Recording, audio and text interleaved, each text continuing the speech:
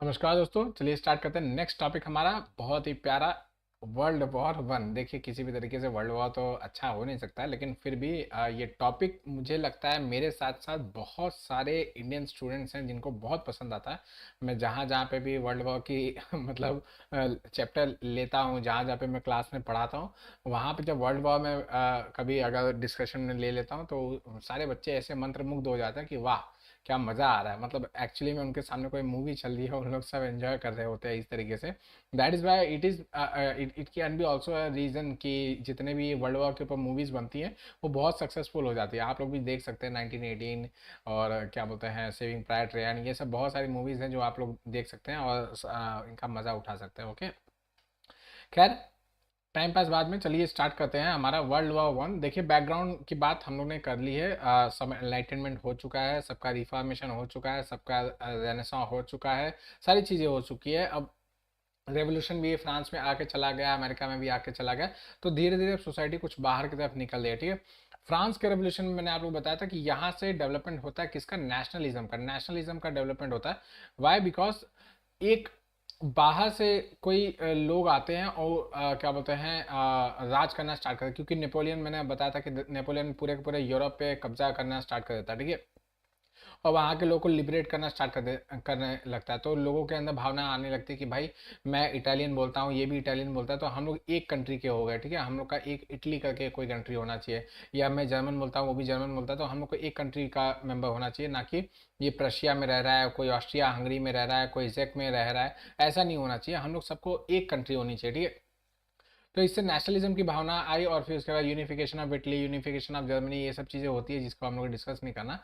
तो ऐसे धीरे धीरे करके नेशन स्टेट्स बनना स्टार्ट हो जाता है। ठीक है, इनको कहा जाता है नेशन स्टेट, मतलब छोटे छोटे स्टेट्स है, बट ये इंडिविजुअली एक स्टेट का काम करें। यहाँ पे अलग अलग से भाषा के बेसिस पे ये अलग से कंट्री बन जाते हैं। ठीक है, तो इनके बीच में आगे लड़ाई होने वाली है वर्ल्ड वॉर 1। तो देखते हैं क्या क्या कैसे कैसे इवेंट्स था, एकदम आसानी से समझ में आएगा। ठीक है, चलिए।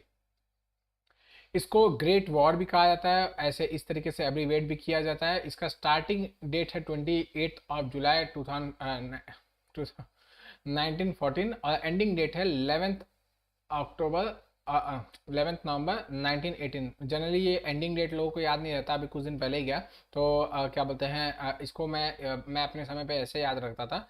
11th आवर ऑफ, एक्चुअली में जो आर्मस्टाइज जो साइन किया गया था, जो ट्रीटी साइन की थी, मतलब जिसको क्या कहा जाता है वो हिंदी में उसको कहा जाता है कि मतलब लड़ाई खत्म होने का, सीज फायर इंग्लिश का शब्द है। हिंदी में क्या बोलते हैं मुझे पता नहीं, पर उसमें मतलब आर्म स्टाइल जो साइन किया गया कि हाँ भाई, अब लड़ाई खत्म हो चुकी है, अब ये पक्ष जीत गया, ये पक्ष हार गया।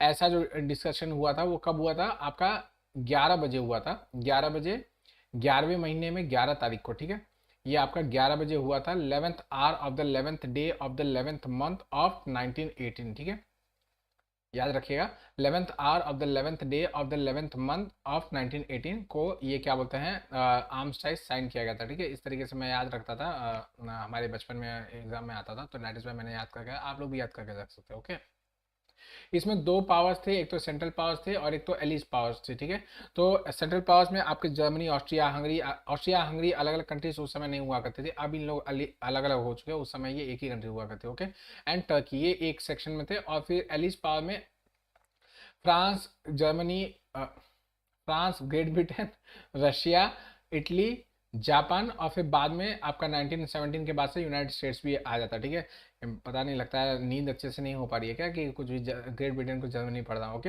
हालांकि दोनों की फैमिली सेम है। ओके, ये भी मैं आप लोग बता देता हूँ कि अगर हिस्ट्री आप लोग जानते होंगे तो पता होगा कि जर्मनी की एक फैमिली है जो ग्रेट ब्रिटेन में जाके राज करती है। ओके, खैर, ये इसमें सेंट्रल पावर्स की मतलब इनकी जर्मनी, ऑस्ट्रिया हंगरी और टर्की की हार हो जाती है। एंड फिर उसके बाद वो सब चीज़ें क्या होती है कि हम लोगों ने इसका इंडिया के ऊपर क्या इम्पैक्ट पड़ा था वो भी हम लोगों ने डिस्कस किया था इंडिया वाले सेक्शन में। तो यहाँ पे हम लोग लास्ट में देखेंगे कैसे कैसे इम्पैक्ट पड़ेगा। ओके, ये एक वाटर शेड मूवमेंट भी इसको कहा जाता है। क्यों? क्योंकि इसने कुछ, जैसे आप लोगों को यूपीएससी में अगर आ जाता है कि भाई वर्ल्ड वॉर 1 के फॉल आउट्स क्या थे या फिर इसका इफेक्ट क्या था, तो इसमें ये वाला लाइन तो इसमें एक पॉइंट में दिया हुआ है, इसको आपको 5-6 लाइन में करके रखना है। फर्स्ट, कि 4 ग्रेट डायनेस्टीज जो उस समय राज करी थी वो सब फॉल कर गई। फर्स्ट, जर्मनी की जो आपकी केजा विलियम की जो डायनेस्टी थी वो फॉल कर गई। रशिया में जार का जो चल रहा था वो खत्म हो गया। ऑस्ट्रिया हंगरी में जो क्या बोलते हैं डायनेस्टी वो फॉल कर जाती है। और टर्की में जो ओटोमन अम्पायर था उसका फॉल हो जाता है। तो चार बड़ी बड़ी डायनेस्टी जो बहुत बड़ी एरिया को ऑक्यूपाई करके बैठी हुई थी। रशिया अकेले आप समझ सकते हैं कि आज भी इतना बड़ा कंट्री है, उस समय का पूरा फॉल आउट होता है। तो आप समझ सकते हैं कि चार बड़ी बड़ी डायनेस्टीज का खात्मा हो जाता है। उसके बाद बोल्शेविक रेवोल्यूशन आता है, मतलब कम्युनिज्म आता है, कम्युनिज्म सोशलिज्म आता है। सोशलिज्म वो कहाँ आता है? रशिया के अंदर आता है। आप समझिए कि ये मतलब ये एक सिर्फ आइडियोलॉजी थी। ये आइडियोलॉजी इतने बड़े स्तर पे इतने बड़े कंट्री के ऊपर लागू कर दी जाती है और सोशलिज्म बहुत सक्सेसफुल भी हो जाता है। तो ये एक रेवोल्यूशन, एक बहुत ही क्रांति का मूवमेंट था। Okay, next, destabilisation of European society. पूरी की पूरी यूरोपियन सोसाइटी डिस्टेबलाइज हो जाते हैं। लोग एक दूसरे के ऊपर ट्रस्ट नहीं करते, लोग एक दूसरे से शक की नज़र से देखते हैं। और पूरा का पूरा जो मतलब क्या कहते हैं जो इकॉनमी रहता है वो चरमरा जाता है, तबाह हो जाता है, बुरी तरीके से डिवास्टेटेड हो जाता है। अगर इनके पास कॉलोनीज नहीं रही होती तो मेरे ख्याल से यूरोप कभी इस वॉर के बाद संभल भी नहीं पाता। स्पेशली जो फ्रांस एंड ग्रेट ब्रिटेन है, इन लोग तो कभी नहीं संभल पाते अगर इनके पास इनकी कॉलोनीज नहीं रही होती। Okay, lastly, ground work for world war 2, मतलब वर्ल्ड वॉर 2 की जो कहते हैं ना पृष्ठभूमि लिखना। ठीक है, हिंदी में कहा जाता है पृष्ठभूमि लिखना, मतलब ग्राउंड वर्क तैयार करना, फाउंडेशन तैयार कर रहे हैं कि सेकेंड वर्ल्ड वॉर होने वाला है, पहले से तैयार हो। ठीक है, इसका सारा का सारा श्रेय इसी में जाता है, ट्रीटी ऑफ वर्साइलेस के ऊपर। ओके, चलिए कॉजेस की बात करते हैं। तो इसको मैं याद रखता था MAIN। ठीक है, मेन कॉजेस कहते हैं ना, जैसे हम लोग कहते हैं कि भाई मेन कॉजेस क्या थे आपके वॉर के, तो मेन करके मैं ऐसे याद करके रखता था। इसमें फर्स्ट आपका म्यूचुअल डिफेंस अलाइंसेस, जिसको शॉर्ट में आप लोग कभी ऐसा मत लिखिएगा, इसके बजाय आप मिलिट्रिज्म लिख सकते हैं। Okay, militarism. ठीक है, मिलिटरिज्म ये भी लिख सकते हैं, तो MM वैसे भी रह जाएगा। ठीक है, मिलिटरिज्म हो जाएगा, एंड सेकंड आर्म रेस हो जाएगा, and third is imperialism and nationalism. ये आपके मेन कॉजेस हो जाएंगे आपके वर्ल्ड वॉर के। चारों आप ऐसे याद करके रख सकते हैं। मैं मुझे जो जो ट्रिक्स याद आ रहे हैं मैं वो सब आपको बताते चल रहा हूँ। जो जो मुझे याद आएंगे, और भूल जाऊंगा तो कोई बात नहीं, आप लोग खुद से ट्रिक्स बना सकते हैं। यूपीएससी ऐसे क्वेश्चन बना चुका है, ऑलरेडी बना चुका है, तो आप लोग इनको किसी भी तरीके से याद करके रख सकते हो। ओके, फर्स्ट है मिलिटरिज्म या फिर म्यूचुअल डिफेंस अलायंसेस। इसमें क्या होता है, इसमें हर एक कंट्री दूसरी कंट्री के साथ एक गठजोड़ कर दिए, मतलब तू मेरा दोस्त, मैं तेरा बॉयफ्रेंड, तू मेरी गर्लफ्रेंड, वैसा वाला करके एक दूसरे के साथ मतलब दोस्ती कर रहा है कि भाई अगर तेरे ऊपर कोई अटैक करेगा तो हम लोग आ जाएंगे, और हमारे ऊपर कोई अटैक करेगा तो तू आ जाना। ठीक है, इस तरीके से इन लोग करना स्टार्ट करेंगे। और नेक्स्ट नेक्स्ट इसके साथ ही मतलब ये डिफेंस अलायंस की तरह तो काम कर ही रहा है। साथ ही साथ ये ऐसा नहीं होगा कि सिर्फ एक ही कंट्री के साथ करेंगे। जैसे ब्रिटेन ने अगर ब्रिटेन ने कर लिया फ्रांस के साथ, ठीक है, तो फ्रांस ऐसे ब्रिटेन अब फ्रांस के साथ करने के साथ तो वो ऐसा भी कर सकता है कि वो टर्की के साथ भी कर ले, इटली के साथ भी कर ले। इस तरीके से मतलब मल्टीपल अलायंसेस करते जाएंगे कि भाई जो सर्वाइव कर जाए वो सर्वाइव कर जाए। ठीक है, इनफैक्ट ब्रिटेन और रशिया कभी भी एक दूसरे को आंखों से देखना नहीं चाहते थे। वो भी वो भी एक दूसरे के साथ अलायंस कर लेते हैं, ट्रिपल एंटिटी बनाते हैं कि भाई हम लोग हमारे ऊपर कोई भी अटैक करेगा तो हम लोग बचाने आएंगे या एक दूसरे को संभालने आएंगे, इस तरीके से। तो इसको कहा जाता है मिलिट्रिसिज्म। ठीक है, कि भाई अपनी मिलिट्री को बढ़ाने का काम भी कर रहे हैं और साथ ही साथ ये जो म्यूचुअल अलायंसेस कर रहे हैं। तो इससे क्या हो रहा है कि स्टेबिलिटी आ रही है, एक वर्ल्ड ऑर्डर में स्टेबिलिटी आ रही है। कैसे स्टेबिलिटी आ रही है वो भी बताता हूँ। कि सपोज कीजिए कि ग्रेट ब्रिटेन है, उसने क्या बोलते हैं रशिया के साथ ट्रैप करके रखा है, और फ्रांस के साथ ट्रैप करके रखा है। तो जर्मनी अगर इसके अगेंस्ट में जाता है या कोई कंट्री इसके अगेंस्ट में जाता है, तो वो ये भी सोचेगा कि भाई मैं इसके ऊपर अटैक करूंगा तो ये और ये दो जन और बड़े बड़े लोग आके मेरी पिटाई कर सकते हैं। तो हाँ, ये तीन हो जाएंगे, मैं अकेला पड़ जाऊंगा, मेरी पिटाई हो जाएगी। तो ये लड़ाई करने से बचेगा। ठीक है, सेम इनके साथ भी होता था कि भाई क्या बोलते हैं, कहीं पे भी लड़ने जाएंगे तो इनका कोई साथ में अगर दोस्त रहेगा तो इन लोग की लड़ाई, मतलब वो होता है ना कि भाई बुला लड़के लोग को, चल देखता हूँ कितने लोग हो, तो जितने लोग आते हैं तो आपकी स्टेबिलिटी ज़्यादा बढ़ जाती है, अच्छी लड़ाई होती है। ठीक है, उस तरीके से। तो आप समझिए कि ये इसके लिए इसको बनाया जाता है। ठीक है, जोक्स अपार्ट, आप लोग याद रखिए, किसी भी तरीके से याद रखिए। ओके, नेक्स्ट है आर्म्स रेस। आर्म्स रेस में क्या होता है कि पहले तो मतलब छोटी छोटी वो एनफील्ड राइफल, मतलब हाथ में नॉक नॉक करने वाली राइफल्स होती थी। फिर उसका वो गोली दागने वाली छोटी छोटी पिस्टल वगैरह आ गई। उसके बाद फिर स्नाइपर्स वगैरह बड़े बड़े, फिर टैंक्स वगैरह बनने लगेंगे, कार वगैरह में घूमना फिरना। फिर उसका इसी में हेलीकॉप्टर, एरोप्लेन, ये सब सब बनना स्टार्ट हो जाएंगे। आर्म्स रेस बनना चाहिए, नए नए तरीके के अच्छे अच्छे वेपन्स वगैरह, नए नए केमिकल एजेंट्स वगैरह सब बनना स्टार्ट हो जाएंगे। जर्मनी एक यू बोट लॉन्च करेगा, ठीक है, यू बोट लॉन्च करेगा कि भाई पानी के अंदर में जाके, जिसको आज हम लोग सबमरीन बोलते हैं, ठीक है, सबमरीन। तो वैसा वो बोट लॉन्च करेगा जो उस समय मतलब यूनिक था, कॉन्सेप्ट था। और फिर इंग्लैंड, फ्रांस, जर्मनी, इन लोग नए नए क्या बोलते हैं एरोप्लेन्स वगैरह के ऊपर, डिजाइन वगैरह के ऊपर, कॉन्सेप्ट पे काम करना स्टार्ट कर देंगे, बहुत हैवी इंडस्ट्रियलाइजेशन करना स्टार्ट कर देंगे, नई नई टेक्नोलॉजीज आना स्टार्ट करें जस्ट फॉर द डिफेंस। नई नई हथियार बनाए जा रहे हैं कि भाई हम लोग अपने बचाव के लिए हम लोग हथियार बनाए, ठीक है। नेक्स्ट है इंपीरियलिज्म। ये मैंने बताया था भाई, imperialism is the root cause of every, जो भी प्रॉब्लम वगैरह वर्ल्ड में हुआ है वो सबका रूट कॉज यही था। क्यों? क्योंकि ऐसा होता था कि भाई अब यूरोप के अंदर जो जो जितनी भी पावर थी, सबको चाहिए था कि उन लोग अलग अलग कॉलोनीज बनाए। जैसे इंडिया को मोस्ट कोऑपरेटेड माना जाता था कि इंडिया जिसके पास है वो मतलब वो तो राजा है। तो ब्रिटेन के पास था, तो ब्रिटेन कभी भी इंडिया के कॉस्ट पे, मतलब आप लोग को अगर एग्जांपल के साथ बताऊं तो जब अमेरिकन इंडिपेंडेंस हो रहा था तो उसी समय पे ब्रिटेन का ना मद्रास में मैसूर के साथ युद्ध चल रहा था, मतलब लड़ाई चल रही थी। उसके पास जो भी सेना बची थी, उसके बाद जो सेना बची थी वो या तो वो अमेरिकन युद्ध के लिए भेज सकता था या तो फिर मद्रास के युद्ध के लिए भेज सकता है। लेकिन उसको इंडिया इतना प्यारा था कि भाई इंडिया इसके पास रहेगा तो फिर वो अमेरिका को वापस से जीत सकता है। दैट इज वाई उसने वो सेना को कहाँ पे भेजा था, मद्रास की लड़ाई में, मतलब मैसूर की लड़ाई में भेजा था, ना कि अमेरिका की लड़ाई में। जबकि अमेरिका की लड़ाई में अगर भेजता तो हो सकता है कि वो वहां पे जीत भी जाता, मे बी पॉसिबल।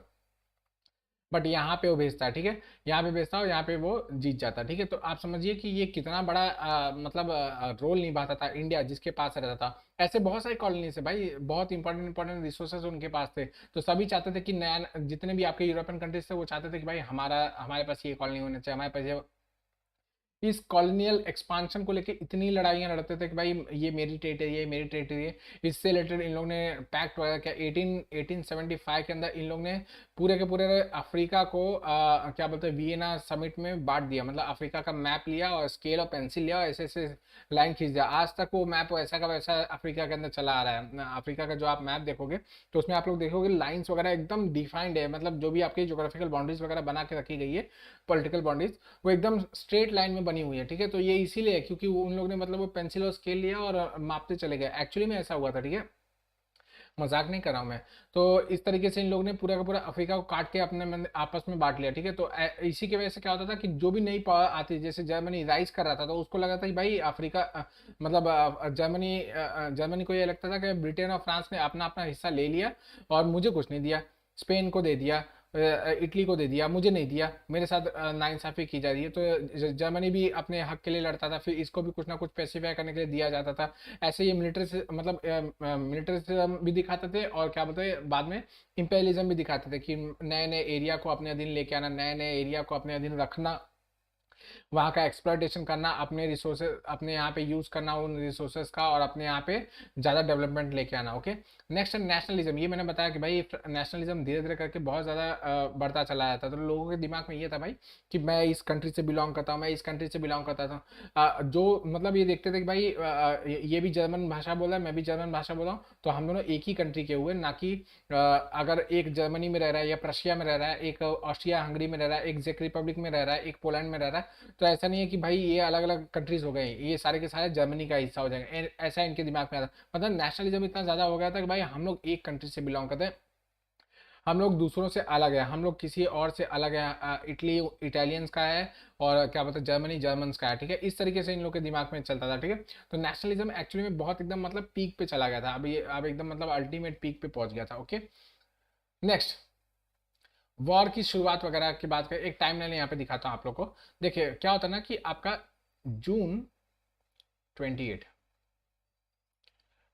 जून 1914 को ऑस्ट्रिया हंगरी के आर्चड्यूक रहते हैं फ्रांसिस फर्डिनेंड, ठीक है। ये अपनी पत्नी के साथ सर्बिया घूमने गए नहीं रहते हैं। ये मैप मैप दिखाता हूँ, समझ में आ जाएगा।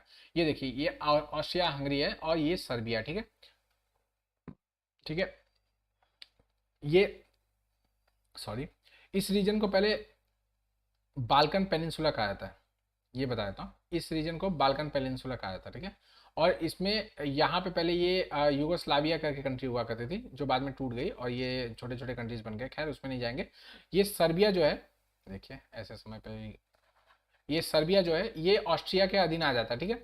और ऑस्ट्रिया की आर्चडुक जो रहते हैं, मतलब आर्चडुक मतलब जो आपका सेकंड इन लाइन है, मतलब राजा बनने की लाइन पे, जो जिसको हम लोग हमारे यहाँ पे राजकुमार जिसको कहा जाता है, मतलब प्रिंस जो होता है वो। तो फ्रांसिस फर्डिनेंड अपनी वाइफ के साथ यहाँ पे सर्बिया में घूमने आए रहते हैं, आइए घूमने, इनका स्वागत वगैरह सत्कार वगैरह होता रहता है, तभी इनके ऊपर गोलियां बरसा के इनको मार दिया था अलॉन्ग विथ हिज वाइफ, ठीक है। इनकी वाइफ को ही मार दिया था, इनको ही मार दिया था। तो ऑस्ट्रिया हंगरी मतलब ये जो कंट्री है ऑस्ट्रिया, उसको गुस्सा लगता है भाई, हमारे मतलब प्रिंस को मार दिया और क्या बोलते हैं सब बचा के उन लोग रख भी रहे हैं। कि इसमें ना कुछ एक्टिविस्ट रहते हैं, उन लोग एंटी ऑस्ट्रिया रहते हैं, तो उन लोग इसको मार देते हैं। और सर्बिया के ऊपर ऑस्ट्रिया मतलब बोलता है कि भाई 1 महीने का आपको समय दिया जा रहा है, मतलब 30 दिन का आपको समय दिया जा रहा है। 30 दिन के अंदर उस असैसिनेशन करने वाले को, जो असैसिनेटर है उसको, हम असैसिन है सॉरी, असैसिन है उसको हमारे सुपुर्द कर दो, नहीं तो हम आपके ऊपर अटैक कर देंगे, ठीक है। इसका मतलब इनको एक चैलेंज, इनको एक मतलब क्या बोलते हैं अल्टीमेटम दिया जाता है कि भाई हम आपके ऊपर अटैक कर देंगे अगर आपने क्या बोलते हैं उसको मुझे हमारे हवाले किया नहीं तो, ओके। तो इसके आफ्टर मतलब 1 महीने के बाद, 1 महीना पूरा बीत जाता है, ऑस्ट्रिया का जो मतलब एक अल्टीमेटम रहता है वो सर्बिया पूरा नहीं कर पाता, ठीक है। किसी भी तरीके से जो भी उनका रीजन रहा हो उसको नहीं पूरा कर पाता है। तो जुलाई 28 1914 को ऑस्ट्रिया जर्मनी ऑस्ट्रिया सर्बिया के ऊपर वॉर डिक्लेयर कर देता है, ठीक है। इससे पहले जब ये आपका जून 28 का जो कांड होता है आपका, मतलब आर्चड्यूक फ्रांसिस फर्डिनेंड को मार देने वाला, तो उस समय उसके बाद ऑस्ट्रिया जर्मनी से ही बातचीत करता है कि भाई देखो मैं सर्बिया के ऊपर अटैक करने जा रहा हूँ, आपको मुझे सपोर्ट करना पड़ेगा। तो एक तरीके से इनके और जर्मनी के बीच में एक एंटिटी बन जाता है, ये जर्मनी है और ये आपका ऑस्ट्रिया, ठीक है। और यहाँ पे ये ऑटोमन अंपायर है, ठीक है। तो इन तीनों का ये कोवेटेड एरिया था ये वाला, ठीक है। तीनों को चाहिए था ये वाला एरिया जिसको बाल्कन पेनिनसुला कहा जाता है, ठीक है। बाल्कन पेनिनसुला, ये पेनिनसुला इतना इंपॉर्टेंट क्यों है वो बताता हूँ। फर्स्ट ऑफ ऑल ये ब्लैक सी से जुड़ा हुआ है, ठीक है। यहाँ पे ब्लैक सी को एक्सेस करता है। रशिया ब्लैक सी का बेताज बादशाह था, ठीक है। ओटोमन जो राजा था, या आज का टर्की आप लोग बोल सकते हैं, वो हमेशा रशिया से इस चीज से चिढ़ता था कि ब्लैक सी में मतलब इसका रशिया का चलता है। साथ ही साथ जर्मनी को बुरा लगता था कि भाई इसको एक एक्सेस नहीं मिला यहाँ पे मेडिटेरियन सी के अंदर। और यही सेम कंडीशन था ऑस्ट्रिया के साथ। ऑस्ट्रिया को ये लगता था कि इटली इस रीजन में एड्रियाटिक सी में ज़्यादा मतलब दबदबा बना के रखा, क्योंकि इटली हमेशा से पहले से, मैंने आपको बताया कि आपका मर्चेंट लोग कहाँ पे होते थे, आपके इसी वेनिस वाले रीजन में होते थे। इनफैक्ट ये आपका एड्रियाटिक सी कल्चरल हब बन जाता है, एनलाइटनमेंट का गढ़ बन जाता है, ये सब हम लोग डिस्कस किया हुआ है। तो ऑस्ट्रिया को लगता है भाई ये जो एरिया है ना ये ठीक नहीं है, यहाँ से मैं इस तरीके से मेडिटेरियन सी में आता हूँ, ये कोई मतलब नहीं है। एड्रियाटिक सी में दो दो राजा नहीं रह सकते, एक म्यान में दो तलवार नहीं रह सकती, ठीक है। तो उसको भी चाहिए था कि भाई ये वाला एरिया जो है वो उसके अधीन में आ जाए, उसका फेवरेबल हो जाए, तो ये यहाँ से एक्सेस पा जाएगा और मेडिटेरियन सी में सीधा जा पाएगा, ठीक है। ओटोमन किंग का और भी एक प्रॉब्लम रहता है, ये ग्रीस, ठीक है। ओटोमन का हमेशा ग्रीस के साथ पड़ता नहीं है, आज भी नहीं पड़ता, ठीक है। टर्की का ग्रीस के साथ बिल्कुल भी नहीं पड़ता। तो इनके बीच में भी हमेशा हमेशा तनातनी बनी रहती है। तो इन लोग सोचते हैं कि भाई हम तीनों जन मिल जाएंगे, ये ऑटोमन, ये आपका ऑस्ट्रिया, ये आपका जर्मनी, हम लोग मिल जाएंगे और ये बाल्कन का एरिया पूरी तरीके से अपने अंदर में ले लेंगे, ठीक है। इससे क्या होगा, हम तीनों की जो मन की इच्छा है वो पूरी तरीके से पूरी हो जाएगी, ठीक है। और साथ ही साथ हम लोग को एक्सेस रूट मिल जाएगा मेडिटेरियन सी के लिए भी। और यहाँ पे जर्मनी बोलता है कि भाई मैं बाल्टिक सी के लिए, नॉर्थ सी के लिए आप लोग को एक्सेस रूट देने के लिए एकदम बिल्कुल भी तैयार हूँ, ठीक है। तो एक तरीके से नॉर्थ सी, बाल्टिक सी, किसी भी सी में आप लोग को जाना हो तो ये आपने बस इसको कब्जे में ले डाला तो लाइव झिंगा लाला, ठीक है। इस तरीके से इन लोग सोच के आपस में दोस्ती वगैरह करके रखते हैं, ओके। इसीलिए ऑस्ट्रिया क्या करता है कि जैसे ही मतलब आर्चड्यूक फ्रांसिस फर्डिनेंड के असैसिनेशन के बाद सर्बिया को जब अल्टीमेटम देता है, तो जर्मनी से बोलता है कि भाई जर्मनी देख, अब सीधी सी बात समझ ले तू, अब अगर मैं सर्बिया को अगर कब्जे में ले लूंगा अपने, तो फिर तुझे भी यह रास्ता मिल जाएगा अच्छी तरीके से मेडिटेरियन सी में जाने के लिए। तो तू मेरा सपोर्ट कर, और जब मेरे अगेंस्ट में कोई आएगा, क्योंकि इसको पता था कि भाई जो सर्बिया है उसको मतलब बैकिंग है किसकी, रशिया की। रशिया ने इसको बैकिंग करके रखे, क्योंकि यहाँ पे जो सर्ब्स है वो स्लाव रेस के, मतलब स्लाव रेस जो रशियन रेस है, स्लाव रेस कहा जाता है। स्लाव रेस के भाई बहन की तरह है, मतलब इनका रेस का कुछ अपना अपना लफड़ा है, वो सब में हम लोग को पढ़ना नहीं है। तो इन लोग स्लाव रेस मतलब रशिया ने बोला जाता है कि भाई सर्बियंस, आप लोग को डरने वाली कोई बात नहीं है, मैं आपके साथ में बैकिंग में खड़ा हूँ, आप लोग को टेंशन लेने वाली बात नहीं है, मैं आप लोग को पूरी तरीके से बचाऊंगा। साथ ही साथ इसमें फ्रांस और ब्रिटेन ने भी बोला था, ब्रिटेन थोड़ा बाहर ही रहता है, लेकिन फ्रांस ने बोला था कि भाई मैं और ब्रिटेन भी आएंगे, अगर सर्बिया के ऊपर अटैक होता है तो हम लोग बचाने के लिए आएंगे, ठीक है। इस तरीके से आपस में इन लोग की भिड़ंत होती रहती है। फिर एक महीना पूरी तरीके से बीत जाता है। 28 जुलाई को 28 जुलाई को ऑस्ट्रिया इसके ऊपर अटैक घोषित कर देता है, ठीक है। ऑस्ट्रिया अटैक घोषित करता है तो रशिया इसके ऊपर अटैक ऑस्ट्रिया के ऊपर अटैक घोषित कर देता है कि भाई मैं आपके ऊपर अटैक कर दूंगा अगर आपने उसके ऊपर अटैक किया तो। इतना सुनते ही जर्मनी बोलता है भाई अब क्या बोलते हैं हम लोग, अगर आप ऑस्ट्रिया के ऊपर अटैक करोगे तो फिर हम लोग भी आपके साथ वॉर करेंगे, ठीक है। जर्मनी ने जब वॉर डिक्लेयर किया तो फिर ग्रेट ब्रिटेन और फ्रांस बोलते हैं भाई हम लोग भी आपके ऊपर अटैक कर देंगे अगर आपने रशिया के ऊपर अटैक करने की कोशिश की, क्योंकि हमारा तो आपस में चल रहा है ना, मतलब आप समझ रहे। कहाँ से कहाँ जा रही है कड़ी, वो आप लोग को एक बार वापस से दिखा देता हूँ। ये आपका ऑस्ट्रिया है, ठीक है। इसने सर्बिया के ऊपर अटैक घोषित किया 28 जुलाई को, ठीक है। 29 को रशिया ऑस्ट्रिया के ऊपर अटैक घोषित कर देता है कि भाई अब you are in war with Austria, मतलब Russia is in war with Austria, ठीक है। रशिया ने जैसे अटैक घोषित किया उसी दिन जर्मनी भी बोलता है कि रशिया अब आपको मुझसे लड़ना पड़ेगा क्योंकि आप ऑस्ट्रिया के ऊपर अटैक करने की चुनौती दे रहे हो, ठीक है। इसके 2 दिन के बाद इन दोनों, ये दोनों भाई बहन भी जो रहते हैं इन दोनों भी अटैक घोषित कर देते हैं आपके जर्मनी के ऊपर और साथ ही साथ ऑस्ट्रिया के ऊपर भी कि भाई सर्बिया के ऊपर अटैक किया तो किया कैसे, ठीक है। टर्की इस समय थोड़ा वेट करता है, बाद में अटैक करने के, मतलब बाद में अटैकिंग मोड पे आता है, ओके। तो ये आपका इनिशियल स्टार्ट जो जिसको कहा था वो यहाँ से स्टार्ट हो जाता है, ठीक है। इसका टाइमलाइन अगर आप लोगों को मैं यहाँ पे दिखा दूँ तो इसमें कुछ खास यहाँ पे ये आपका वर्ल्ड वॉर बिगिन, इसके ऊपर डेट ही नहीं लिखा है, वेरी गुड है, ठीक है। कोई बात नहीं, मैंने आप लोग डेट्स वगैरह बता दिए। तो इस तरीके से होता है, मतलब जो आपका फ्रांस एंड जर्मनी है, फ्रांस एंड ग्रेट ब्रिटेन है, वो आपका 1 अगस्त को इन लोग ने वॉर डिक्लेयर किया होता है। और 28 को ऑस्ट्रिया ने किया होता है, फिर 29 को, इतना भी याद रखने की कोई जरूरत नहीं, मैंने बहुत बचपन में याद करके रखा था, ऐसा रट लिया था कि पूरा अभी तक याद है, ओके। खैर, ईस्टर्न और वेस्टर्न फ्रंट्स दोनों पे लड़ाई स्टार्ट हो जाती है। देखिए आप लोगों को दिखा रहा हूँ, ये आपका जर्मनी ऑस्ट्रिया ये वाला रीजन है, तो यहाँ पे ईस्टर्न फ्रंट पे भी लड़ाई हो रही है, ये वेस्टर्न फ्रंट पे भी लड़ाई हो रही है और ईस्टर्न फ्रंट पे भी लड़ाई हो, दोनों साइड लड़ाई स्टार्ट कर दिया गया, ठीक है। इसमें मेन पावर कौन है, आपका जर्मनी और ऑस्ट्रिया, ठीक है। ऑस्ट्रिया हंगरी बहुत ही पावरफुल उस समय डायनेस्टी हुआ करती थी और जर्मनी उससे भी ज़्यादा बाद में पावरफुल हो जाता है। तो that is why Austria Germany के ऊपर रिलाई करता है और जर्मनी ऑस्ट्रिया के ऊपर रिलाई करता है और क्या बोलते हैं, इन लोग दोनों भी आपस में मतलब दोस्ती करके इन लोग के ऊपर अटैक कर देते हैं, okay. Next, Ottoman Empire. Ottoman Empire इन लोग ये काफी समय तक वेट करता है कि भाई इन लोग मतलब आपस में लड़ भिड़ ले, थोड़ा सा कमजोर वमजोर हो जाए तब मैं देखूंगा किसके तरफ से जाना है कि नहीं जाना, ठीक है। क्योंकि ओटोमन एम्पायर ने ब्रिटेन के साथ भी छोटा मोटा साइन वगैरह करके रखा हुआ था, ठीक है। ऑलरेडी ब्रिटेन से ही पहले उसे सिग्नेचर वगैरह करके रखा हुआ था। और यहाँ पे ट्रिपल एक्सिस फॉर्म किसके साथ किया था, जर्मनी और ऑस्ट्रिया के साथ। तो इसको लगता है कि भाई किसके साथ जाऊँ किसके साथ जाऊँ, इस तरफ जाऊँ तो वो पीटेगा, उस तरफ जाऊँ तो वो पीटेगा, थोड़ा वेट करता है। और फिर लेट आपका 1914 के आसपास, दिसंबर के आसपास ये बोलता है कि भाई अब मैं भी लड़ाई में आ गया हूं और मैं साथ दूंगा ऑस्ट्रिया और क्या बोलते हैं जर्मनी का, ठीक है।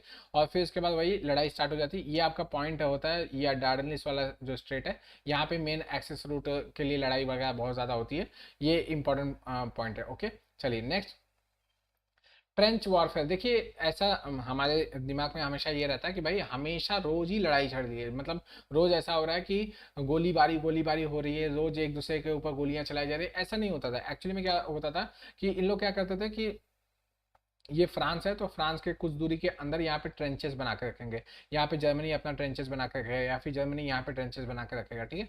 और फिर उसके बाद ट्रेंचेस मतलब गड्ढे, इसके अंदर सारे के सारे सोल्जर्स वगैरह रहते रहेंगे। आप लोगों ने पूरा अगर वो मूवीज वगैरह देखी होगी, सेविंग प्राइवेट रैन या फिर 1918, ये सब मूवीज वगैरह आप लोगों ने देखी होगी तो आप लोगों को पता होगा कि ये किस तरीके से क्या बोलते हैं इसके अंदर लोग रहते थे। इसमें भी पूरे के पूरे सेना इसी में रहती थी, मार्च करती थी, घूमती फिरती, सारा का सारा सब इसी में रहते थे। इसमें भी क्या बोलते हैं एक्सेस रूट्स वगैरह सब बना के रखे गए थे, ठीक है। तो इसमें छुप छुप के लड़ाई चलती थी और ये महीनों चलता था, ऐसा नहीं है कि क्या बोलते हैं ये 2-3 दिन चल रहा है, ये महीनों ऐसे ही चलता है, मतलब साल साल तक ऐसा भी होता था कि महीनों महीनों तो कोई गोली ही नहीं चल रही है, ये उसके तरफ से हाई फाई हो रहा है, उसके तरफ से हाई फाई हो रहा है, ठीक है। ये इसको गुड मॉर्निंग विश कर रहा है, वो उसको गुड मॉर्निंग विश कर रहा है, लेकिन लड़ाई कुछ नहीं हो रही है, ठीक है। एक्चुअली में ऐसा होता था, ऐसा नहीं चलता था कि हाँ लड़ाई चलते ही जाए, रोज लड़ाई हो रही है, रोज लड़ाई हो रही है। हालांकि डिप्लॉयमेंट करके रखा गया तो एक तरीके से उनका खाना पीना रसद वगैरह पहुंचाना वगैरह, तो ये तो इकोनॉमिक क्या बोलते हैं बर्डन तो बनता ही चला जाता। ओके, नेक्स्ट, बाय 1970 के आते आते क्या होता है कि आपका 1916 में ना, 1916 में एक यहाँ पे एक लुसिटानिया, ठीक है, लुसिटानिया नाम का एक जहाज होता है, ये यूएसए का जहाज होता है, ठीक है, ये यूएसए का जहाज होता है। और ये क्या बोलता है इस रीजन से पास ऑन होता रहता है आपके यूरोप के रीजन से, ठीक है, ये इंग्लैंड जाता रहता है। और इसमें क्या जर्मनी के जो यू बोट्स होते हैं वो इसको सिंक कर देते हैं, ठीक है, इसको पूरी तरीके से डुबा देते हैं। इसी तरीके से इसमें अराउंड 1900 के आसपास, 1900 1800 1900 के आसपास अमेरिकन नागरिक रहते हैं जो कि यहाँ से जाते रहते हैं, ग्रेट ब्रिटेन और फ्रांस वगैरह के रीजन में जाते थे। तो ये सारे के सारे मतलब डूब के मर जाते हैं, इन लोग की मतलब डेथ हो जाती है। ऐसे बहुत सारे जहाज यूएसए के जर्मनी यहाँ पे सिंक कर देता है कि भाई अब मुझे मतलब ये सब लफड़ा नहीं चाहिए, आप यहाँ पे सप्लाई वगैरह कर रहे हो, हम लोग यहाँ पे अकेले आपस में लड़ रहे हैं, तो तुम वहां से सामान वगैरह भिजवा रहे हो और बोल रहे हो कि इसमें मतलब इंसान पैसेंजर्स वगैरह भी घूम रहे हैं, तो यहाँ पे मैं आने नहीं देने वाला, मैंने पूरा का पूरा यूरोप का घेराबंदी करके रखा है, कोई भी मेरे परमिशन के बगैर नहीं जा सकता। इसके बाद क्या होता है कि भाई रशिया में रेवोल्यूशन हो जाता है, पहले फरवरी में रेवोल्यूशन होता है, ठीक है, फरवरी में रेवोल्यूशन है, फिर उसका थोड़ा सा उसके बाद सेकंड टाइम फिर से फरवरी में अक्टूबर रेवोल्यूशन हो जाता है, ठीक है। तो इस तरीके से रशिया में क्या बोलता है रेवोल्यूशन होना स्टार्ट होता है और यहाँ पे बोल्शेविक पार्टी पावर में आ जाती है। बोल्शेविक पार्टी पावर में आने का एक बहुत बड़ा कारण ये था कि जो रशिया वॉर में आ जाता है तो रशिया को सिर्फ और सिर्फ क्या बोलते हैं इतना बर्डन झेलना पड़ा, क्योंकि वो एग्रीकल्चर कंट्री थी, बाकी सारी इंडस्ट्रियलाइज हो चुकी थी, लेकिन जार का जो रशिया था रशिया जो था आपका जार का, वो अभी भी एग्रीकल्चर कंट्री था, इसके पास बहुत ज़्यादा इकोनॉमिक पावर नहीं थी, इसके पास मिलिट्री पावर थी, काफ़ी बड़ा एरिया इसने ऑक्यूपाई करके रखा था और बहुत इसके पास मतलब रिसोर्सेज बहुत ज़्यादा थे, लेकिन ये अभी भी एग्रीकल्चर कंट्री ही थी, इसके पास कोई भी बहुत बड़ा क्या बोलते हैं इंडस्ट्रीज वगैरह नहीं थी, ठीक है। तो दैट इज़ वाई क्या होता है कि यहाँ के लोगों के ऊपर बहुत बर्डन बढ़ जाता है, और जो आपके मतलब मैक्सिमम पॉपुलेशन जो है वो क्या है आपका पीजेंट्स वगैरह है, आपके फार्मर्स वगैरह है, उनके ऊपर सारा का सारा लोड बढ़ रहा है, जितनी लड़ाई की मतलब खाने पीने की चीज़ें वो तो जा ही रही है इनके थ्रू, और जो रेवेन्यूज वगैरह जो लिया जा रहा है मतलब उगाई किया जा रहा है वो भी इनसे ही ज़्यादा से ज़्यादा किया जा रहा है, जिसकी वजह से क्या होता है कि इनके ऊपर बर्डन बढ़ता चला जाता है। ये इसके वजह से रशिया में आंदोलन हो जाता है, रशिया में रेवोल्यूशन हो जाता है और रशिया के जो जार रहते हैं उनको मतलब अब्डिकेट करना पड़ जाता है, भागना पड़ जाता है, ठीक है। नेक्स्ट, इसी के अराउंड इससे थोड़ा पहले के आसपास कहा जाता है, मतलब अप्रैल में यूनाइटेड स्टेट्स आपका क्या बोलता है इसके अंदर एंट्री मार लेता है, मतलब फरवरी में यहाँ पे रेवोल्यूशन होता है रशिया के अंदर, और क्या बोलते हैं यूनाइटेड स्टेट्स आपका अप्रैल में इसके अंदर एंट्री मार लेता है, ठीक है। रशिया के रेवोल्यूशन में होने के बाद जैसे बोल्शेविक पार्टी पावर में आती है तो वो सबसे पहला काम क्या करती है, वो रशिया को अपने वॉर में से बाहर निकाल लेती है, जर्मनी के साथ एक ट्रीटी साइन करती है, वॉर रिपरेशन वगैरह देती है, एक्स्ट्रा पैसे वैसे देती है कि भाई अब हम लोग को छोड़ा, हम लोग के हमारा आपसे कोई मतलब लेना देना नहीं है, हम लोग जा रहे हैं अपने काम पे, आप सॉरी आप अपना लड़ाई जारी रखो, हम लोग से अब कोई नाता नहीं है, कोई भी रिश्ता नहीं है आपका, ठीक है, अब लड़ाई हम लोग नहीं करेंगे। इसके लिए मतलब रशिया को जर्मनी को पैसे वैसे भी देने पड़ते हैं, पर कोई बात नहीं, पैसे देके वो जान छुड़ा के भाग जाते हैं वहां से, और फिर वो अपने अपने डेवलपमेंट में लग जाते हैं। इस बीच यूनाइटेड स्टेट्स इसके अंदर एंट्री में आता है और अपने उसके पास काफ़ी सारा मतलब दुनिया से अलग थलग रहा है, तो इसने बहुत अपना आर्म्स वगैरह एमिनेशन वगैरह बहुत बना के रखा था, और दुनिया में मतलब जब तक यूरोपियन जितने भी कंट्रीज थे आपस में वर्ल्ड वॉर में लड़ाई कर रहे होते, उन सबको आर्म्स देने का काम करता है ये, ठीक है। तो सबसे पैसे लेता है कि हाँ भाई आओ आओ, जितना आर्म्स लेके जाना है, जितने गोली बारूद लेके जाना है लेके जाओ, कोई बात नहीं, कोई टेंशन नहीं है, मैं आपको सबको देने के लिए दे रहा हूँ, आप लोन पे लेके जा सकते हो, आप फ्री में लेके जा सकते हो, आप बस लेके जाओ, यूज करो, एक दूसरे को गोली मारो, काटो पीटो, बाद में मुझे पैसे दे देना, ठीक है। इस तरीके से करके बहुत लोन पे देता है, बहुत पैसे देता है, और इसकी वजह से रिच रिच रिच बहुत पैसा आ जाता है इसके पास, ओके। और इसी समय यूनाइटेड स्टेट्स मतलब एक्चुअली में एक वर्ल्ड पावर की तरह उभर के निकल के आ जाता है, ओके।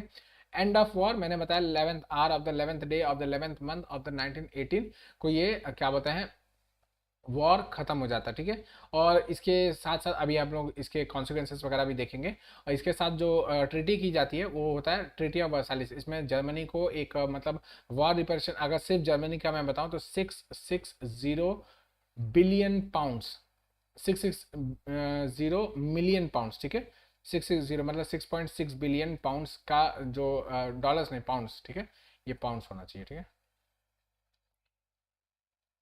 6.6 बिलियन पाउंड्स का इसके ऊपर चार्जेस लगा दिया था कि भाई आपको 6.6 बिलियन पाउंड्स वगैरह हमको देने पड़ेंगे as as a war reparation, okay.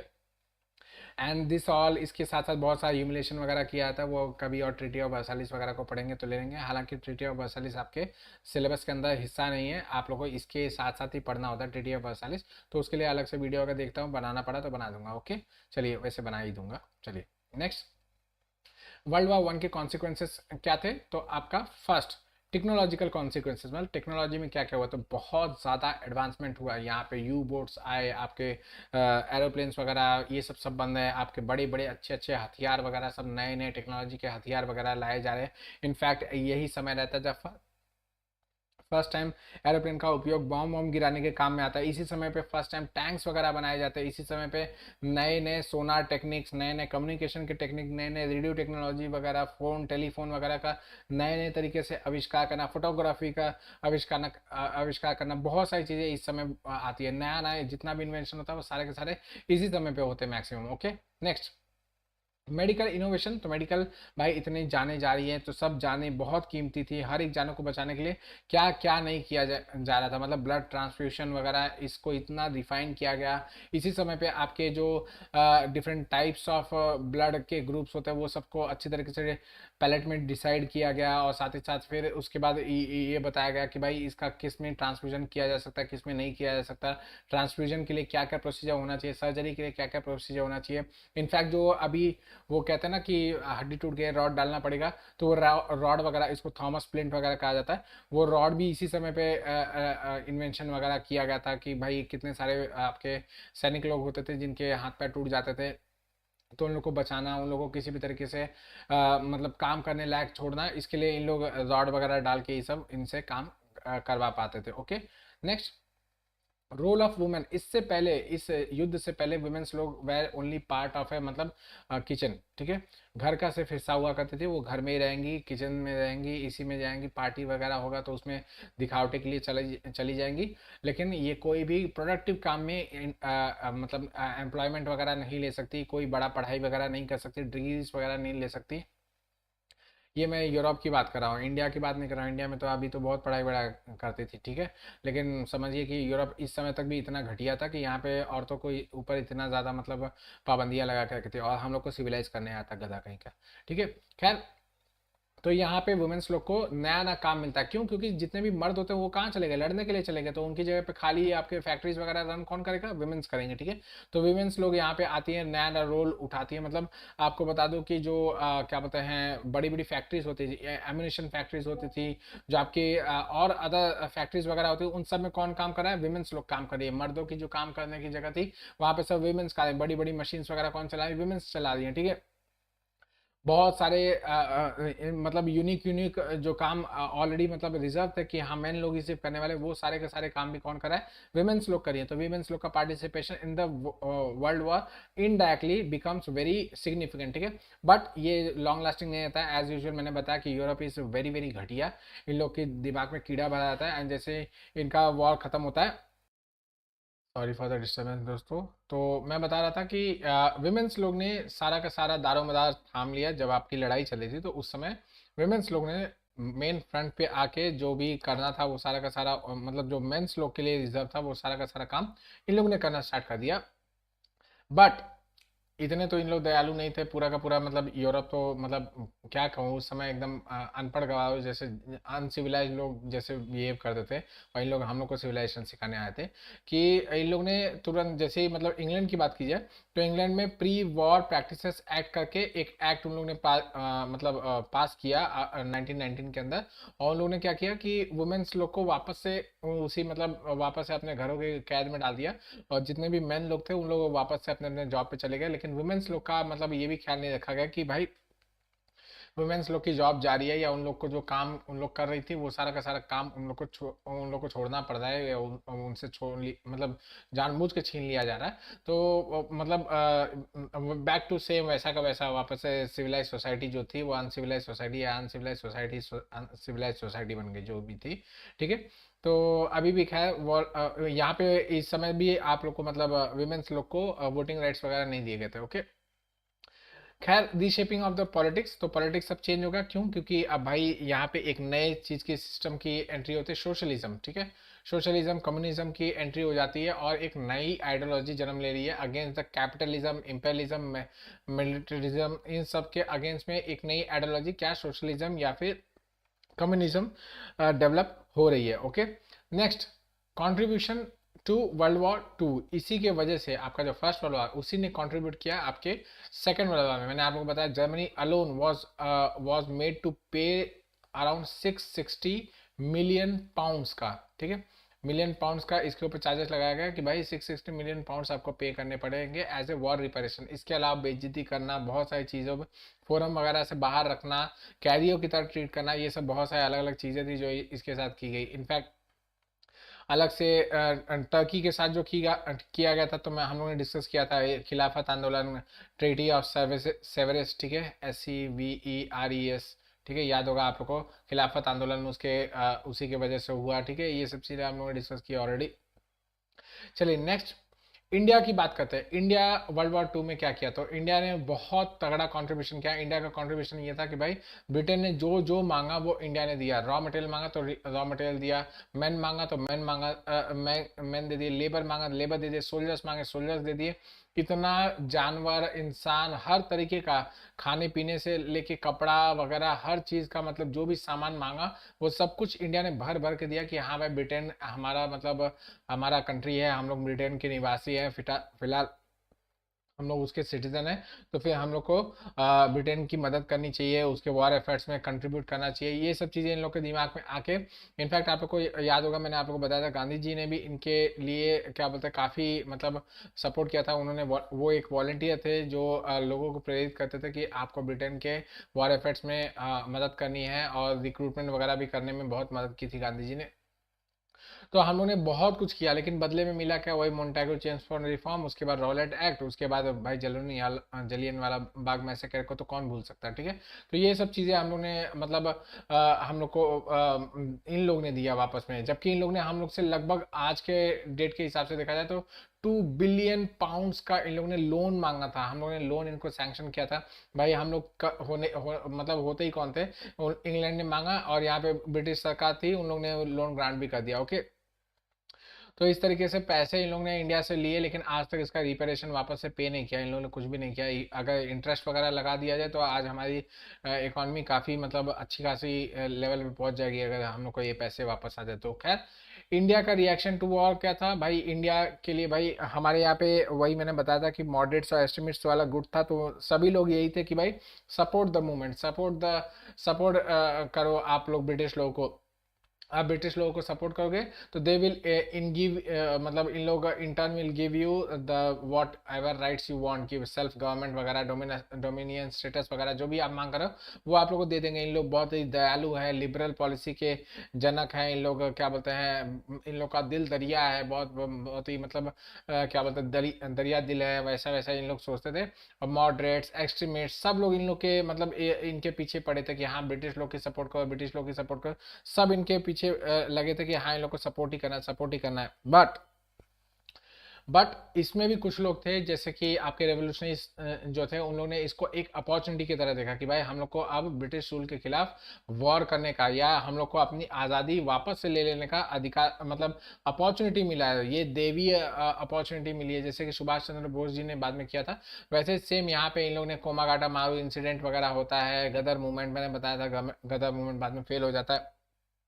ये सब इसी दौरान हुआ था। इन लोग ने देखा कि भाई एक अच्छा अपॉर्चुनिटी मिला है, हम लोग ब्रिटेन को हमारे यहाँ से आउट कर सकते हैं, बाहर निकाल सकते हैं। तो क्या बोलते हैं, इस मौके को इन लोग ने मतलब ज़ाया नहीं करने के लिए बहुत कोशिश की, लेकिन भाई वो प्रॉब्लम यही थी कि भाई हमारे यहाँ पे भी काफ़ी सारे ऐसे वो क्या कहा जाता है धोखेबाज और दोगले लोग थे कि क्या बोलते हैं, सामने यहाँ पे मूवमेंट में पार्टिसिपेट किया और जाके फिर मुखबिरी कर दिए, ब्रिटेन को, ब्रिटिश लोगों को मुखबिरी कर दिया कि भाई ऐसे ऐसे लोग आपके खिलाफ कर रहे हो। ओके, थोड़े से पैसे के लिए। ओके, और खैर कोई बात नहीं। Impact of world war one on India, इसका क्या इम्पैक्ट हुआ? फर्स्ट, पॉलिटिकल इन्फ्लुएंस बहुत ज़्यादा मैटर करता है। फर्स्ट ऑफ ऑल क्यों? क्योंकि पॉलिटिकल इन्फ्लुएंस की वजह से ही लोगों के अंदर अरोजमेंट आती है। जैसे मैंने बताऊं कि यहाँ पे हमारे यहाँ से लाखों की तादाद में, मतलब एक दो की नहीं, लाखों की तादाद में यहाँ से क्या बोलते हैं सोल्जर्स लोग मार्च किए वर्ल्ड वॉर 1 के अंदर पार्टिसिपेट करने के लिए। ऐसे ऐसे बहुत सारे सेंटर्स थे। जैसे मैंने, अगर आप लोगों ने इसराइल की मैपिंग देखी होगी जो मैं आप लोगों को डेली न्यूज़ एनालिसिस में दिखाता हूँ, तो हाइफा नाम की सिटी की मैंने कई बार बात की है कि हाइफा नाम की सिटी को इंडियन 3 रेजिमेंट थी। इंडियन एक मेरठ रेजिमेंट, एक दिल्ली रेजिमेंट और एक राजपूत रेजिमेंट, ऐसे यही तीनों थी शायद। इनमें से ये तो दोनों मुझे याद आ रही है, दिल्ली थी कि नहीं वो मुझे याद नहीं आ रहा। तो इन तीनों रेजिमेंट ने क्या बोलता है हाइफा सिटी को अकेले बचा के रखा था, जबकि इंग्लिश फोर्सेस वहां से भाग गई थी, फ्रेंच फोर्सेस वहां से भाग गई थी, और हमारी इंडियन फोर्सेस ने उनको बचाया अगेंस्ट दिस, मतलब एक्स्ट्रा ऑर्डिनरी दमखम दिखाया वहां पे। इतना हैवी सामने से मतलब सेना थी, लेकिन उन लोग के खिलाफ यहाँ पे इंडियन लोगों ने मतलब मोर्चा थाम लिया और पूरी तरीके से हाइफा सिटी को लिबरेट करा के ही माना। ठीक है, तो ये एक मतलब ये एक एग्जांपल है, ऐसे बहुत सारे एग्जांपल्स है उस समय इंडिया का कंट्रीब्यूशन का। वहां से जब इन लोग आए, मतलब जो आपके ट्रूप्स वगैरह आए, स्पेशली इसमें पंजाबी ट्रूप्स है, या पंजाबी ना तो राजपूत ट्रूप्स वगैरह बहुत गए थे यहाँ से।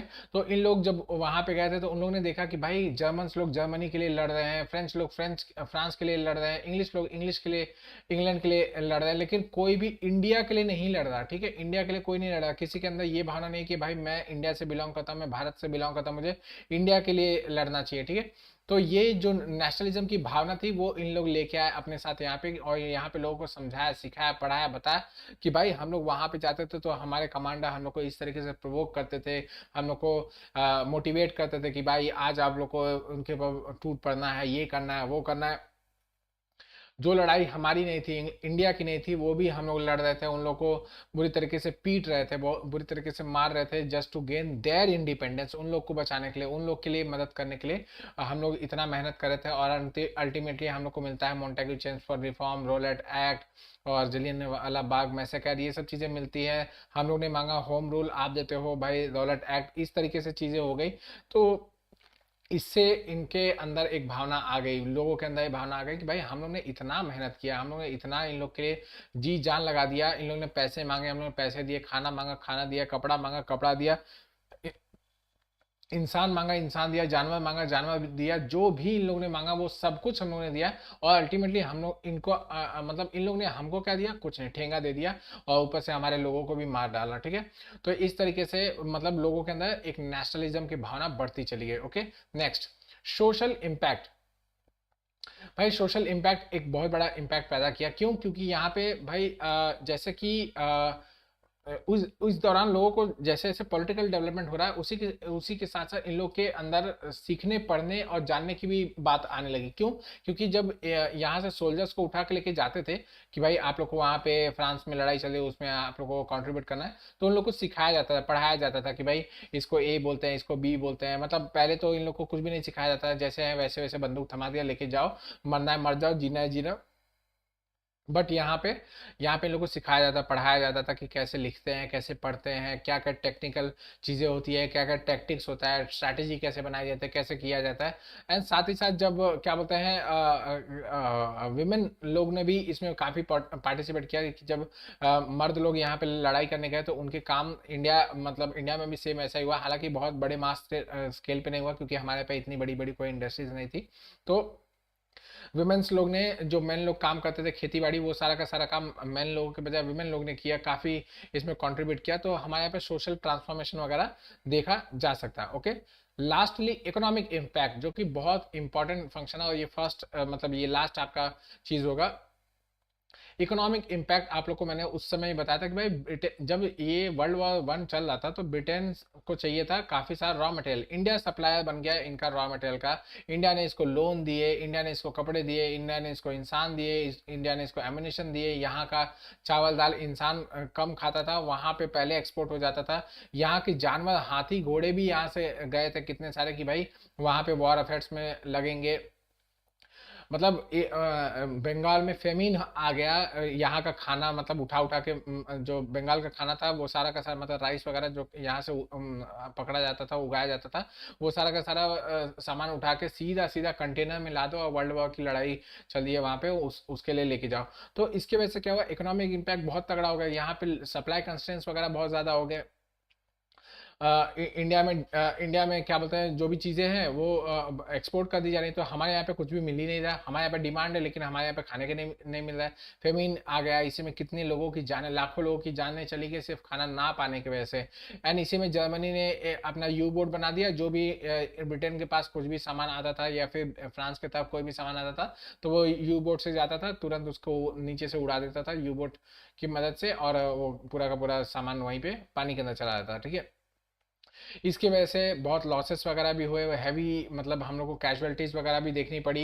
इनफैक्ट ऐसे ऐसे बहुत सारी गाड़ियाँ होती थी जिसमें इंडियंस लोग को सिर्फ भर भर के लेके जाते थे कि भाई मारना है तो उनको मार दो। दूसरे रास्ते से उन लोग क्या बोलते हैं, ब्रिटिश सोल्जर्स वगैरह को लेके जाते थे कि भाई इंडियंस लोग हैं तो मर जाएंगे तो कोई दिक्कत नहीं है, हम लोग अपने ब्रिटिश सोल्जर्स वगैरह को बचा लेंगे। इस तरीके से मतलब आप लोग समझ रहे होंगे कि एक पॉइंट से दूसरे पॉइंट पे जाना है तो दो बोट्स को भेजा जाता था। एक में हैवीली लोडेड इंडियंस लोग होते थे, दूसरे में ब्रिटिश सोल्जर्स रहते थे, और इसको पहले जानबूझ के भेजा जाता था ताकि जर्मन्स लोग उसके ऊपर अटैक करके उसको फोड़ फाड़ दे, तब ये पीछे से जाता था, ठीक है। इस तरीके से चीज़ें इन लोग करते थे, हरकतें बहुत ही एकदम मतलब टुच्ची हरकतें हैं, तभी भी करते थे अभी भी करते हैं, ओके।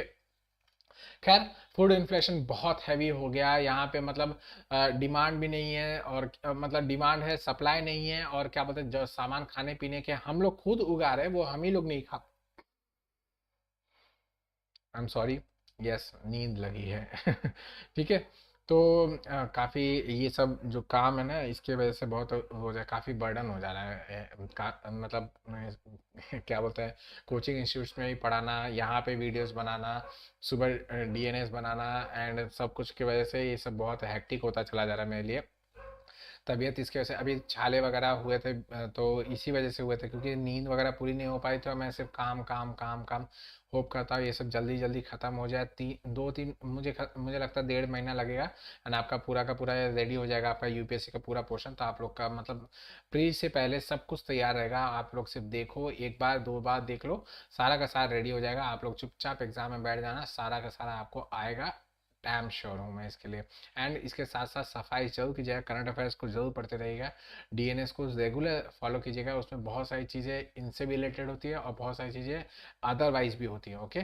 खैर, इकोनॉमिक इम्पैक्ट ही ऐसा इम्पैक्ट है जिसने इंडियंस को एक्चुअली में अरोज किया कि भाई ये सिर्फ हम लोग को लूट रहे हैं, जो ब्रिटेन है वो हम लोग को सिर्फ और सिर्फ लूट रहा है, हमारा मतलब सारा का सारा खाता है, हमारा सब कुछ लेके जाता है वहाँ पे, सब कुछ रखता है, और हमको देता होता कुछ नहीं है। और जब कुछ मांगो तो ये हम लोग को रॉलेट एक्ट ऐसे ऐसे खतरनाक कानून वगैरह दे देता है, जिसके हम लोग मतलब कुछ मतलब हमारी जानें ही जा रही हैं इनके वजह से, और मतलब अच्छा तो कुछ कर नहीं रहा है, देता है तो मतलब ये फालतू की चीज़ हम लोग मांगते हैं, डोमिनियन स्टेटस, ये हम लोग को देता है जलियन वाला मैसेकर, ठीक है। तो ये इसके वजह से क्या हुआ कि हमारे यहाँ पे बहुत सारे लोगों के अंदर ये भावना आ गई कि भाई ये सब सब लुटेरे आ गए हमारे यहाँ पे, हम लोग को लूट के बस खा डालने वाले हैं, और कुछ इन लोग अच्छा करने वाले नहीं है हमारे लिए, ओके। नेक्स्ट, इसके अलावा हमारे यहाँ पे भी धीरे धीरे मतलब जब बहुत ज़्यादा हो गया तो ब्रिटेन को ये समझ में आ गया कि भाई अब हम लोग इंडिया में भी हम लोग को कुछ कुछ ऐसे ऐसे फैक्ट्रीज बना देनी चाहिए, या अलाउ कर देना चाहिए कि भाई उन लोग ऐसे मतलब वर्ल्ड वॉर जैसे समय पे हम लोग को कुछ ना कुछ सपोर्ट कर सके, क्योंकि ब्रिटेन ने जानबूझ के यहाँ पे इंडस्ट्रीज वगैरह डेवलप होने नहीं दिया था, तो हम लोग खुद ही सपोर्ट उसको कर भी नहीं पा रहे थे, एम्यूनिशन वगैरह हमारे पास बनते नहीं थे, हमारे पास जो कॉटन वगैरह के मिल्स वगैरह थे वो सब इन लोग ने बंद करके रखे थे, हैवी ड्यूटीज़ वगैरह लगा के रखे थे, कस्टम ड्यूटीज़ वगैरह लगा के रखे थे यूरोप में, कि हमारे यहाँ से एक्सपोर्ट वगैरह ना हो, एंड अदर थिंग्स, बहुत सारी चीज़ें थी। इसके अलावा हमारे से रॉ मटेरियल्स लेके भाग जाते थे चोर की तरह।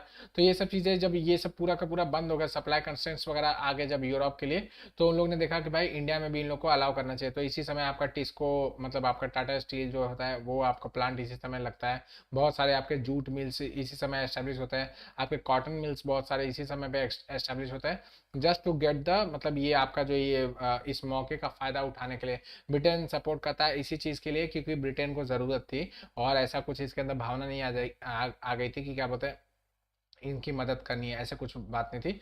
ये सिर्फ और सिर्फ अपने स्वार्थ के लिए ऐसा करता है। ओके, चलिए इतना तो आप लोग का हो गया। बाकी और चीज़ें जो डिस्कस की गई थी वो वहाँ पे रॉलेट एक्ट के मतलब मोन्टेगू ट्रांसफर रिफॉर्म के दौरान मैंने सारा डिस्कस किया था, क्या हुआ था, लड़ाई वगैरह सब कुछ डिस्कस किया था। तो उसमें आप लोग देख सकते हैं, अगर कुछ बच गया होगा तो वहाँ पे डिस्कस किया गया। ओके, चलिए इसी के साथ वाइंड अप करता हूँ। आप लोग से कल फिर मुलाकात करूंगा इसी टाइम पे, तब तक ऐसे पढ़ते रहे। थैंक यू मच, चलिए।